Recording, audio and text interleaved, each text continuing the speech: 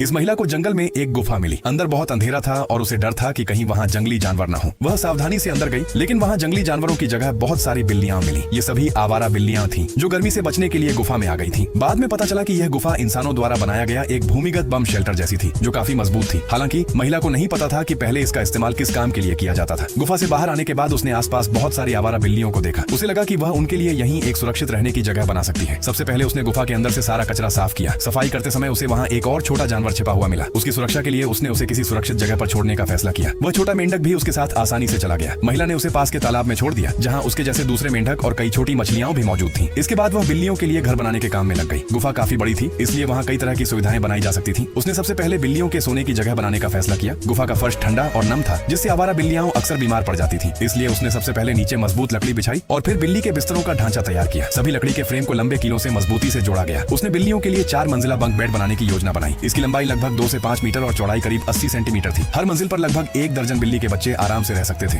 एक ही तरीके को दोहराते हुए जल्द ही 4 मंजिला बंक बेड तैयार हो गया। इसके बाद उसने लकड़ी की पट्टियों में छोटे छोटे रास्ते बनाए, ताकि बिल्लियां एक मंजिल से दूसरी मंजिल तक जा सके। पहली से दूसरी मंजिल तक जाने के लिए उसने एक छोटी सी सीढ़ी लगाई। दूसरी से तीसरी मंजिल के लिए अंदर की तरफ सीढ़ी बनाई गई। आखिरी सीढ़ी सबसे ऊपर वाली मंजिल तक पहुंचने के लिए बाहर की तरफ लगाई गई, ताकि आने जाने का रास्ता बंद न हो। काम पूरा होते ही बिल्लियों ने तुरंत सीढ़ियों का इस्तेमाल करना सीख लिया। उसने छोटी छोटी रेलिंग भी लगाई, क्योंकि बिल्लियां सोते समय करवट बदलते हुए नीचे गिर सकती थी। लगभग 4 इंच ऊंची इन रेलिंग्स से बिल्लियों के लिए जगह काफी सुरक्षित हो गई। इसके बाद उसने कुछ स्क्रैचिंग पैड लगाए, ताकि बिल्लियां जब चाहें अपने पंजे घिस सकें। तीसरी और चौथी मंजिल पर उसने मुलायम कपास के गद्दे भी बिछा दिए। रात में ठंड बढ़ने पर बिल्लियां ऊपरी मंजिलों पर आराम से सो सकती थी। जैसे ही उसने बिस्तर लगाए, एक आवारा बिल्ली तुरंत उनमें से एक पर गोल होकर सो गई। साफ था कि उसे नया बिस्तर बहुत पसंद आया था। काम पूरा करने के बाद महिला करीब 1 घंटे तक वहाँ बैठकर देखती रही। धीरे धीरे एक एक करके सारी आवारा बिल्लियां वापस गुफा में आने लगी और आराम करने लगी। अगले दिन जब महिला वापस आई तो उसने देखा कि कई बिल्लियां अभी भी फर्श पर लेटी हुई थीं। शायद उन्हें नमी से ज्यादा परेशानी नहीं थी, लेकिन जब उसने बिस्तरों को देखा तो पाया कि ज्यादातर बिल्लियां स्क्रैचिंग पैड और बंक बेड पर ही आराम कर रही थी। लगभग हर स्क्रैचिंग पैड और बिस्तर पर एक बिल्ली सो रही थी। यहाँ तक कि 2 बिल्लियां एक ही छोटे खाने में साथ साथ घुसकर बैठी थी। इससे पता चलता था कि गुफा के अंदर का वातावरण काफी ठंडा और आरामदायक था। इसके बाद महिला ने गुफा के प्रवेश द्वार पर बांस के कुछ छोटे पौधे लगाए। बांस बहुत तेजी से बढ़ता है, इसलिए कुछ वर्षों में वहाँ एक छोटा सा बांस का झुरमुट बन सकता था। यह जगह कई वर्षों से इस्तेमाल नहीं हुई थी और प्रवेश द्वार भी मिट्टी से ढका हुआ था। अब जब बिल्लियां वहाँ रहने लगी थीं, तो महिला ने बारिश का पानी गुफा के अंदर जमा होने से रोकने के लिए एक नाली भी खोद दी। उसे लगा कि इस गुफा की खोज करना उसके लिए बहुत बड़ी किस्मत थी। एक दिन बहुत तेज बारिश होने लगी। महिला को गुफा में मौजूद बिल्लियों की चिंता हुई, इसलिए वह उन्हें देखने तुरंत वहाँ पहुंची। सौभाग्य से उसने पहले ही जो नाली खोदी थी वह उस दिन बहुत काम आई और गुफा का प्रवेश द्वार काफी सूखा रहा। सभी आवारा बिल्लियां अंदर आराम से बैठी थीं। उन्हें सुरक्षित और आरामदायक देखकर महिला को बहुत राहत मिली। बारिश के कारण बिल्लियों का बाहर जाकर खाना ढूंढना मुश्किल था, इसलिए महिला उनके लिए तैयार बिल्ली का खाना और फ्रीज ड्राइड ट्रीट्स लेकर आई। उसने 4 कटोरियां पूरी तरह भर दी। उसे पूरा भरोसा था कि अब अगले कुछ समय तक इन बिल्लियों को खाने की चिंता नहीं करनी पड़ेगी।